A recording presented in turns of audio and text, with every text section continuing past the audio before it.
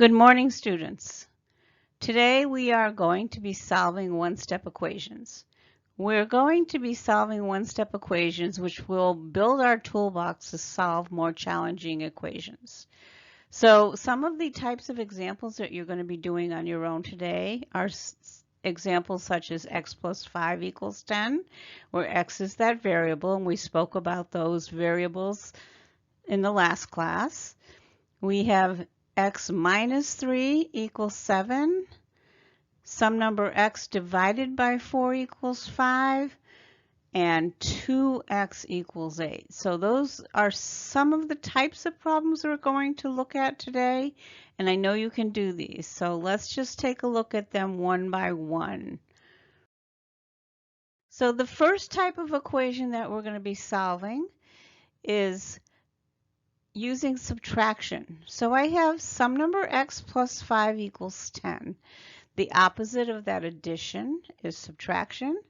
So we are going to subtract 5 from both sides of the equal sign. We have to keep the equation in balance, and so we have to do the same thing to both sides of the equation. When we subtract 5 from the left side of the equation, that 5 minus 5 equals 0, and 10 minus 5 equals 5. As I've said before, addition and subtraction are inverse operations. They undo each other. Subtracting one number, the same number from itself, equals 0. The second example. Example 2, solving using addition. So I have a problem, some number x take away 3 or subtract 3 equals 7. As we know, the inverse operation of subtraction is addition, so we're just going to add 3 to both sides. And again, adding the same thing to both sides of the equal sign allows us to keep that equation in balance so that everything's going to be the same on both sides of the equal sign. So again, that minus 3 plus 3, those are additive inverses. Those will zero out. And we have x equals 10. So again, we have those inverse operations of addition, subtraction, adding a positive number to a negative number or subtracting a number will zero it out, and we have our solution on this one. Next one, 4x equals 24. Well, we've spoken about this term 4x, and if you remember, 4x means 4 times some number x. So 4 times some number x equals 24. We're multiplying, so we're going to use that inverse operation of division to solve this one. And so we are going to divide both sides by 4, again keeping everything in balance.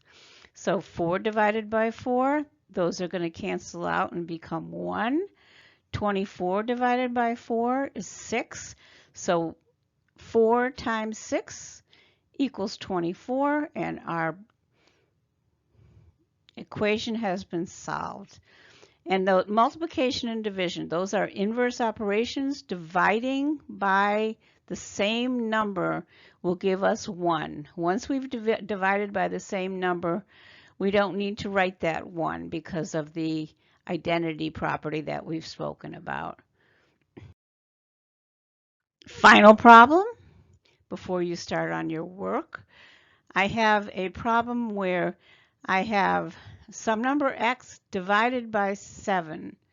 Again, that fraction look that we have here is division. And what we do is we read that from top to bottom. And again, since we are dividing, we're going to use the inverse operation of multiplication. So we are going to multiply by 7 on both sides of the equal sign. When we multiply a fraction by its denominator, the denominator will go away, and 7 divided by 7 is 1. And I have 3 times 7 on the right side of the equal sign, so x equals 21. So again, inverse operations, multiplication and division, multiplying by the denominator of a fraction, and again you have to do it on both sides of the equal sign, eliminates that denominator. So this is it for your mini lesson today. You're going to solve some equations. I will remain on the Google Meet while you are doing that. And if you have questions, ask me. Thank you. Have a great day.